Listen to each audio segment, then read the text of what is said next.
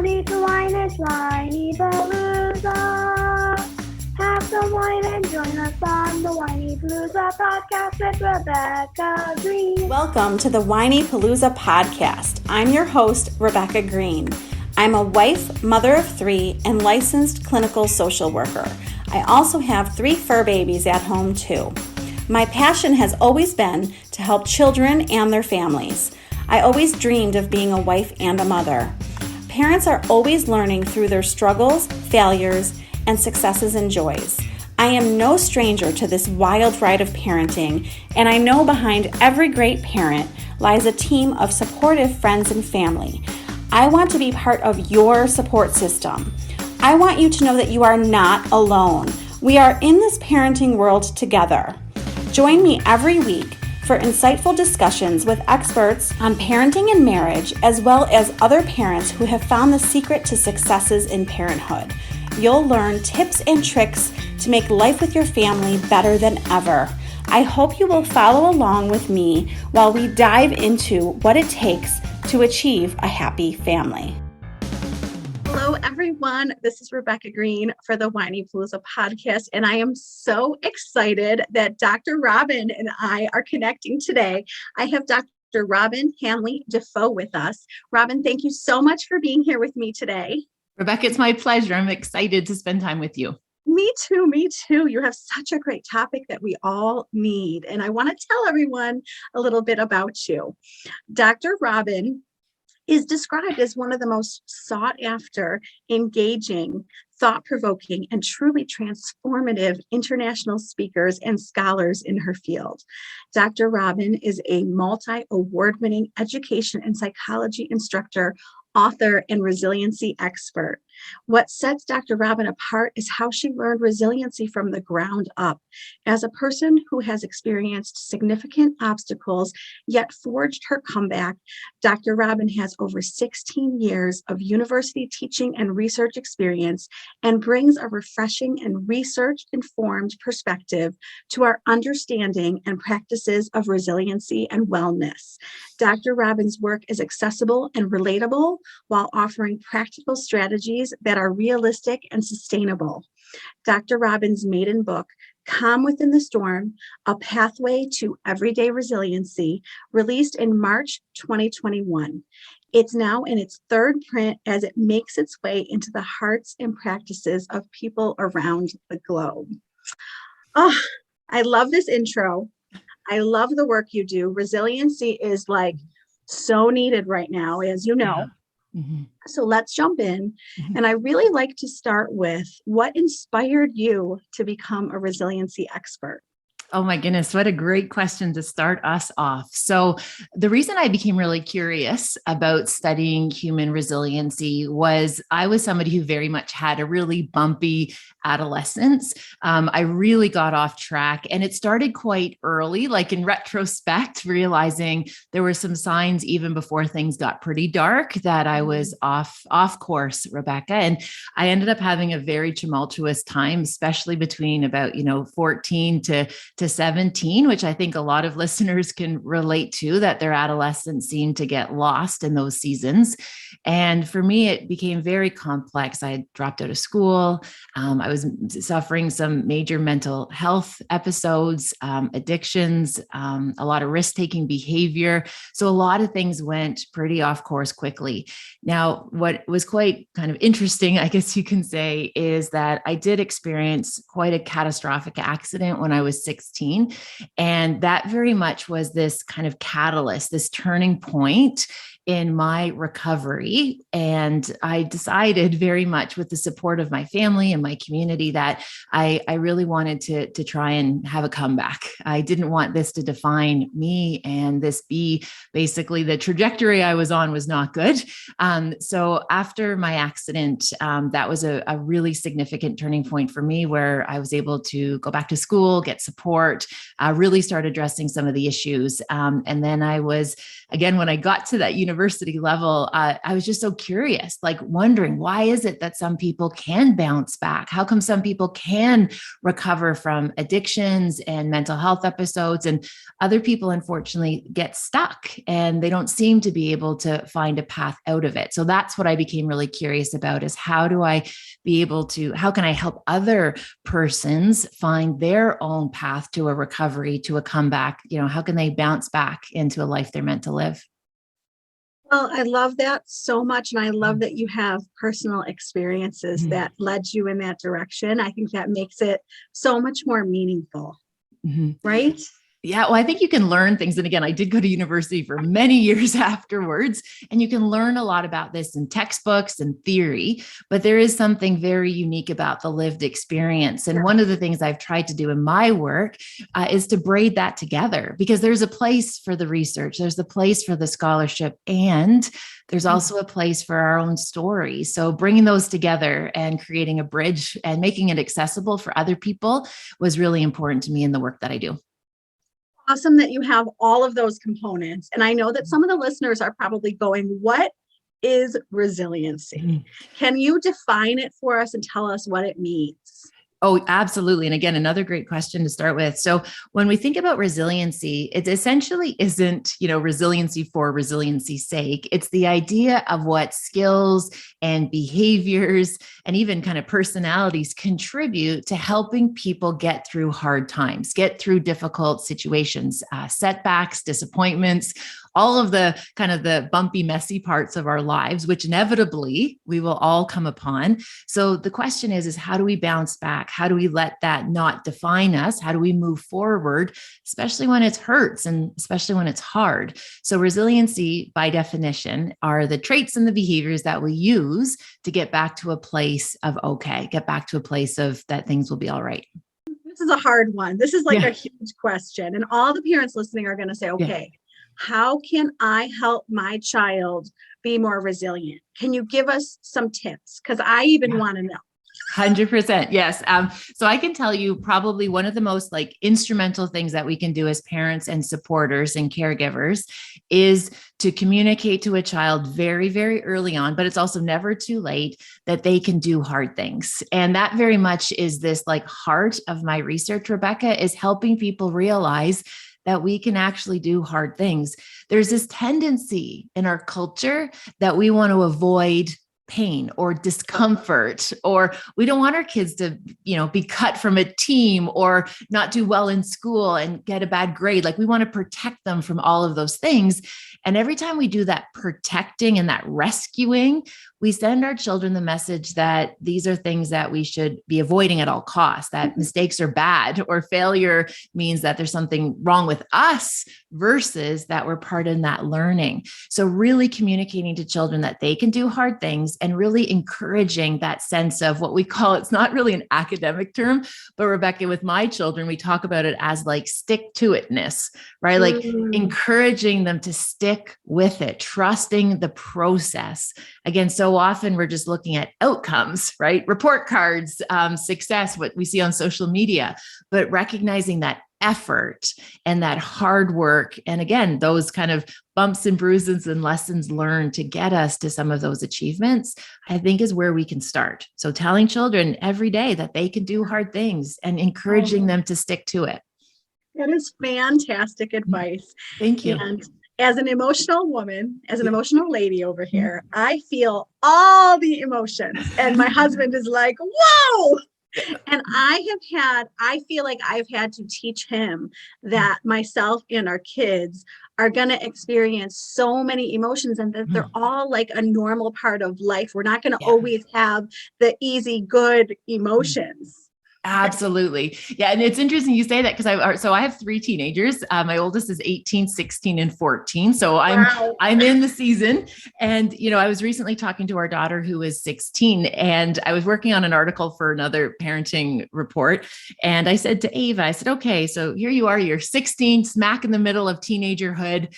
what advice have I given you that you have found the most useful, right? Like in your 16 years of wisdom, like what is it that's really stuck to it? And I was just so inspired by Ava's response as she said to me, she goes, Mom, obviously I can do hard things, right? That's something that's been kind of grilled in those little ones since they were toddlers.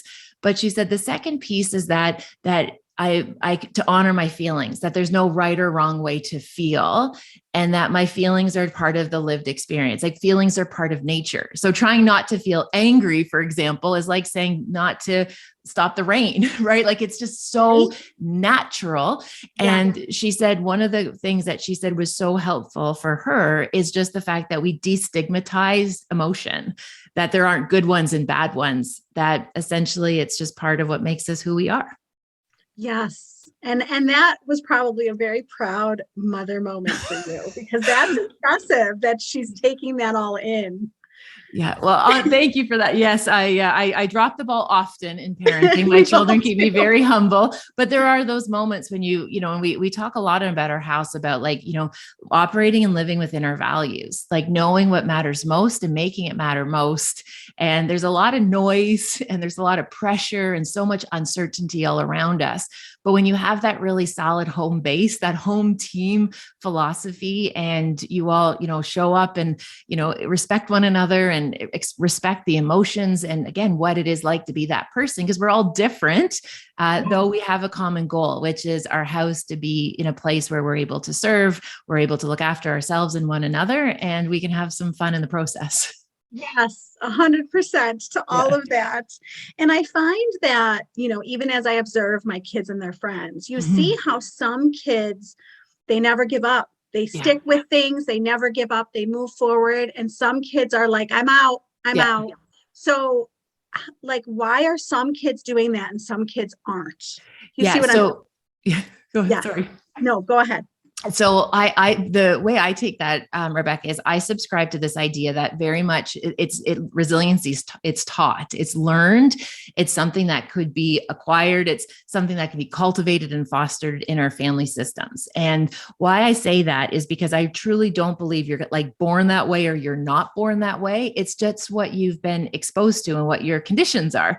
And I think what really differentiates that child who gives up versus the child who will get up, right? And will keep trying and keep persisting, even in the hard part, very much has this idea to do with their sense of what we call psychological safety.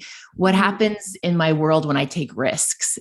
Is it something where I'm scared to make mistakes? So, for example, mistakes aren't, for example, there are some families that very much hold this line that, we finish first, right? Like you're supposed to get it the first time. So we unfortunately create that belief system in children that you can't make a mistake, you can't fail, you can't screw up. And when you operate in the world afraid of making mistakes, we're going to avoid situations that we can't master quickly. So I think there's some children that just bow out quickly because there's that perfectionism that some of us have been conditioned to work towards. On the other side of it, I think sometimes it's just not in alignment with their skill sets and their traits. And what I mean by that is, I've seen a lot of families who have encouraged their children to participate in some activities that are just not what the child's interested in. And when you love something and you have passion, whether it be for music or arts or sports or community, you don't have to push as hard because it's intrinsic. Like they feel it, that they want to be doing those things. So sometimes I think it's that perfectionism piece, but then other times it's whether or not it's just not a good fit. And if it's not a good fit, I don't think, for example, I can just share with you, I overheard a parent recently say, we signed up for the season, so you are going to finish the season because we're not quitters. I appreciate the philosophy and the intention, but if we don't want to be putting children in places where they start to not really feel as though that the gifts and skills and talents that they do have aren't valued compared to some other skills, talents, and gifts. And I believe every child, even every grown-up, we have skills, talents, and gifts. And when we find it, that stick-to-itiveness becomes a lot easier. I really have never exactly thought about it that way. It's so easy when they have the passion and the oomph for it. Yeah. It's so true. My daughter ran to theater camp today. Yeah. She ran. She couldn't get there quick enough. And I was like, she knows she loves this. And it feels good when your kids find that. Mm-hmm. Yeah. I often joke that, again, that same kind of conversation about they signed up for the season, they have to finish. I said given that these children were very young, I did say to the parent, I said, well, let's just say, for example, we tried to eat a food that we didn't like. Would you make us eat all of it for 7 months because we want to maybe you will like it one day versus just recognizing there's some things that we just don't have a taste for. There's some things that we just don't have an interest in. And we want to expose children to a lot, but that's where I kind of encourage parents to do a lot of exposure versus overcommitting, right? So, doing a few drop-in sessions, getting a sense of whether or not this is a fit for them versus that power struggle that unfortunately happens when we kind of get a little bit rigid with this is how we do things. Really good advice. Mm-hmm. And I know us as parents can model this for our kids. Yeah. Can you give us an example of what we can do to model resilience for our kids? 100%. So one of the things that I often talk to grownups and parents and supporters about is being really explicit about what it is we're actually doing. And what I mean is so often, especially I think as moms, we are these all-knowing oracles who know where everything is in the house. We know everyone's schedule. We know all of the moving parts, but we do all of that work, Rebecca, in our head. We don't talk about it out loud. We just kind of orchestrate and shepherd people through their lives. So one of the things I think we can do is actually be more explicit and talk about it more. So for example, let's say you got to camp this morning and you realize we forgot a lunch or we forgot something. Instead of just okay, as mom, I'm going to problem solve that in my head and figure it out. Actually talking it out to say, okay, so we forgot the lunch, but you know what? I do have an interview this morning. So I'm going to have to find a way to still make sure you get your lunch, but I still have to meet my work commitment. So being, again, overly kind of explicit about it actually shows children that piece around problem solving on your feet. And that is what really serves them well when it comes to resiliency, just understanding that resiliency very much is problem solving in the moment. Well, and my husband pointed this out to me too, because I do it with him too, where I've already had the whole conversation in my head and gotten to the results. Yes. He's like, can you talk out loud with me so I know what's going on? 100%. Yes. And that's the thing, especially when we're fixers and busy and we're problem solvers, we just it's quicker for us just to kind of go on autopilot, but it does a disservice sometimes to the people in our families if we don't bring them along for the ride. Yes. And I'm so glad you brought that up because I needed that reminder. We all do for sure. So you have your own personal obstacles that you overcame and really got to a better place. Yes. Can you tell us what factors helped you overcome your own obstacles? Yeah, it's a really lovely question. So I very much am very fortunate in the sense that I grew up with parents who really stuck by me. My parents didn't give up on me, even though I was putting them very much in situations that were quite precarious. And I wasn't raised like this. I really honor the fact that my mom and my dad, they held the line. They didn't give up. That unconditional knowing that I had people in my corner that recognized what was behavior and what was me. And so they recognized the behavior and the things that were maladaptive. That wasn't me. That's things that I had gotten kind of caught up in. So my family was absolutely crucial. The other piece for me was again, this idea. And again, I appreciate it's different for everyone, but very much that deep sense of faith and being able to trust that we all have our kind of our journeys, and realizing that this was a very particular chapter in my life, but it wasn't my whole story. And really very much holding that hope and being hope-filled that better days were ahead. And I often in the book, actually, I write about how very when I talk about like deep depression, the way I could describe it when I was 16 was it was almost as if like my body couldn't hold hope anymore. It was like if you imagine like a little pilot light and it just went out. I couldn't connect to the future. I couldn't see it anymore, Rebecca. I couldn't feel it or imagine it. And I recall actually being in the hospital at one point and my mother sitting there and saying, let me tell you what I see your future could look like. And she told me what she thought my life would be like once I got back on track, and told me that she was confident I would be able to finish school, that I'd be able to take my lived experience and be able to help others who hurt and who are struggling. She even told me that, she imagined one day, what kind of mom I would be like and what was possible. And when you can't hold hope and you can't see a future, but then you have somebody who helps you rebuild what is possible, that was so significant. So my family, my faith, and very much just recognizing that it was just one day at a time, that it wasn't something that I could all of a sudden flip a switch and everything would be better. It was a process. It was a journey, and being patient with myself in the recovery was important. And the fact that you took all of that to help others and become an expert in this is just like, I'm so emotional over here listening to you. It's beautiful. It's absolutely beautiful. Thank you. You're inspiring. Thank you. You've done so much research and so much work.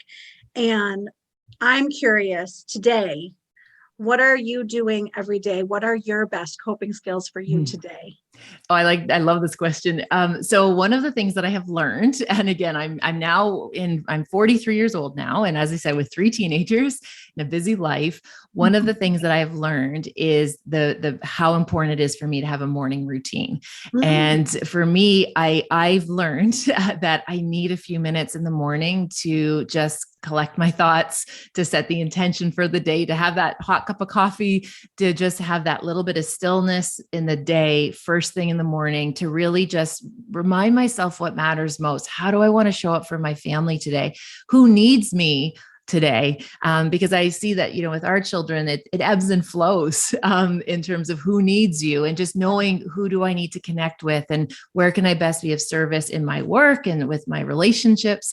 So for me, having that morning routine, getting outside, going for a walk, even like I'm in Canada, so in the winter, you're putting on snow pants, but you do that just because I've learned that I need that little bit to set my tone of my day. The morning is so crucial. And when I don't do it, I miss it. And I feel like the day gets away from me. So what I do to cope very much is that morning piece. The second one I can share with you that I've learned is that I'm a feeler. So I echo your sentiments of that we feel all of the feels. I also have ADHD and learning disabilities. So one of the things that I've also come to is recognizing that as the day goes on, so as the day, like as I get into evening, I just become a lot more patient with myself, and especially with my thoughts and my feelings. I kind of joke that I don't really trust anything I think or feel after 8:00, just because I feel that at that point in the day, there's just so much stress is built up in my body, even though I, try my best to mitigate it throughout the day, that I'm just really gentle with myself at nighttime. And before, that used to be kind of a time where sometimes I would get really worried or a little bit anxious and kind of all those thoughts swirl around. So I've just learned to just be very gentle with myself in the evening. So those are the 2 things: morning practices dialed in, having a good morning set, and then evening, I tend to be quite gentle with myself. So that's really great advice. And I will tell you, I have heard about these morning routines from so many women, and I literally jump out of bed and go ready, set, go. Yeah, and I don't do any of those things. So maybe this is a sign. There you or just a gentle invitation to try, right? To try, because just give it a try. Gentle invitation. I'm going to use that. That's wonderful. So you talk about support and rescue. Yes. Can you explain the difference to us and tell us how we can best support our kids? And so one of the things that we talk about in my research, especially around parenting, is that there's this propensity as parents that we rescue children from things. Now, I always have to put a caveat. We're not talking about danger. Like, obviously, if your child's in harm's way, yes, we intervene. But I feel that there's this tendency in our culture that we pull our children out of situations really quickly because we don't want them to experience discomfort. We don't want them to experience any unpleasantness. So we rescue them from it versus supporting them through it. And I often talk to families about when they're little, the stakes are lower and the risks are lower when they're little to help them learn to manage discomfort versus when they're at, college and university age. And that's the first time they've ever experienced rejection. The stakes are a lot higher than if it happened when they were, on the yard in kindergarten, right? In kindergarten, where the stakes are much lower. So the principle behind this is that to be paying attention, I think, and be aware enough when we recognize when do we need to sit with them and maybe help them work through the emotions, work through the feelings, or even deciding how do I problem solve this versus me jumping in just fixing it for them. Now, I can share with you one of my favorite pieces of kind of, I guess, I don't want to say advice, but one of my favorite tips for families that I like to share, especially as children get older. When our teenagers come home and let's say they've had a bad day, Rebecca, or something's wrong, before they tell me what's going on, I always ask them 3 questions. I said, right now in this moment, do you need me to listen? Do you need me to offer you advice, or do you need me to intervene? I need to know what my role is right now, because often what would happen is the children would tell me about their day or their disappointment or something that went wrong. And I would jump into fix it mode, problem solving mode. But what I've learned is that more often than not, Rebecca, they just want me to listen. They don't want me to fix it or intervene. So asking, especially your teenagers, hey, do you want me to listen, intervene, or do you actually want offer some guidance, advice, that has been a game changer in our family. And I can share with you again, 9 times out of 10, they just want us to listen. And that's how we support and walk with them versus problem solving everything for them. That is so good. And I want to tell you that I interviewed my 13-year-old. She actually came in and I had a list of questions for her. And I said to her, what advice do you have for parents? And she was like, we need you to listen. We really just need you to listen. You think I need more than that, but I'm really just looking for you to listen. And I was floored. It took an interview with her for me to figure that out. It's amazing. But how insightful is that for her that she recognized that that's what it is? And, the second piece that I could add to that as well, especially with teenagers who might be having a hard time, let's say there's something going on in their lives that's tricky. The second kind of gentle invitation on that one is we don't have to talk about it all the time. And when you're in a crisis or you're navigating something really hard, there's a tendency that's all we talk about in the house. The kindest thing I think we can do for our family member who's struggling is to still have conversations and include them without that always coming up. Let them actually have time with you to just be without always having to talk about the problems. Because I think we have a tendency of doing that too. Obsessing. Yes. I'm very good at that. We all are. Yes. Thank you for that advice. That's really good advice. And you give so much good advice. And I'm curious, what is the best advice you've ever gotten? Oh, wow. What a big, gigantic question. I think it just, again, depends on the season or the circumstance, because I think I've been inspired in different places.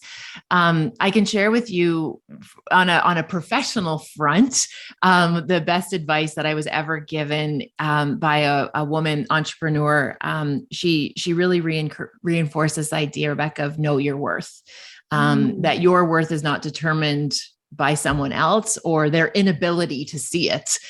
Know your worth, and that it's innate, the fact that we are here, that we are innately entitled to be who we are, to be safe, to be successful, to be healthy and happy, right? So know your worth professionally was so significant for a turning point for me in my career, because I was in situations where my worth was being determined by other people, right? I was letting bosses and jobs and situations determined whether or not I was, worthy, which that ought not to be the case.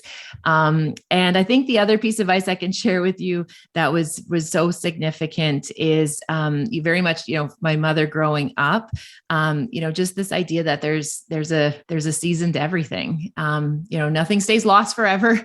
Nothing, if it's meant for you, it will find you. But just recognizing that there's an ebb and a flow and a season to everything. And there's going to be bright seasons. There's going to be hard seasons. But at the end of the day, you're very well equipped for whatever comes your way. So those would be I think the two big ones for me. Professionally, know your worth. And then personally, holistically, just recognizing that everything, there's a season to it. Fabulous advice. I'm sitting here thinking about how I do not make my children listen to my podcast, but I may have to make them listen to this one. That's gone. So can you tell everyone about your book? Of course. So the book is called Calm Within the Storm, A Pathway to Everyday Resiliency. And it is my first book. And the intention behind that book was to take the scientific research about resiliency and wellness, and also braid in those personal stories, ways and tools that people can bring this into practice. So the book is very much that blend of research and practice, but also personal story. And it's meant to be a conversation between me and the reader. And it's very gentle. It's very accessible. And my hope is at the end of the day that book is a beacon for hope for others to know that all will be well, and that we can do hard things, and that we can be resilient when we need to be. I wish I knew at 14 years old, I wish I was telling myself that I could do hard things, but I can learn from this and give it to my kids. Yes. Oh, of course, Rebecca, we all can. And I can share with you some of the most remarkable moments in my career have been, I do a lot of work with teachers and educators. And when I hear little 3 or 4 year olds, kindergarten, grade 1, grade 2, when I see, I can do hard things on the front of their notebooks and posters in their classrooms that they've drawn, because I do believe the world would look a lot different if we trusted that we can do hard things and that all will be well. And so, yes, I echo your sentiment. For me, I was fortunate. I did have a mom who told me I could do hard things. That was significant in saving my life, actually, in that accident I had, which I write about in the book. My mom was the one who told me that I could do hard things. And that did end up saving my life as a teenager. And then to be able to share that with families and community now, that very much feels like my calling. I know feels really good to know what you're meant to do. And I very much feel like that's what I'm meant to do, is to make this conversation more accessible for more people.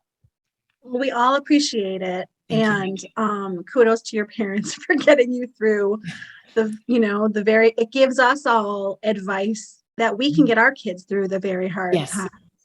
So, I can't thank you enough. Can you tell everyone where to find you in your book? Absolutely. So the book is available anywhere. If you have a local bookstore, that would be my gentle invitation to support your local bookstore in your community, but you can get it at the larger sites as well. And all my material is available at my website, which is Robyne Hanley-Dafoe. So it's just robynehd.ca, and all my materials there, and also on social. So Dr. Robyne on social as well has access to all the information too. I knew I was going to love connecting with you. And I was so great. I felt this pull to you. And I told you between our schedules, I was like, we will connect, we will get there. And we did. And I can't thank you enough. Oh, well, thank you for what you're doing and these important conversations and creating spaces where we can talk about the messy middle and the vulnerable pieces as we're all trying to do our best to raise healthy humans. So thank you, Rebecca, for what you're doing. So much. This is Rebecca Greene, reminding everyone to spend every day laughing, learning, and loving. Thank you for tuning in to the Whinypaluza podcast. If you like what you heard, please be sure to subscribe so you never miss an episode. While you are there, leave a review. I love to hear your feedback. Thank you so much for listening. Until next time. This show has been produced by Market Domination, LLC. To discover how you can have your own show completely done for you and turn it into a real published book and become the authority in your marketplace, go to www.marketdominationllc.com/podcast offer.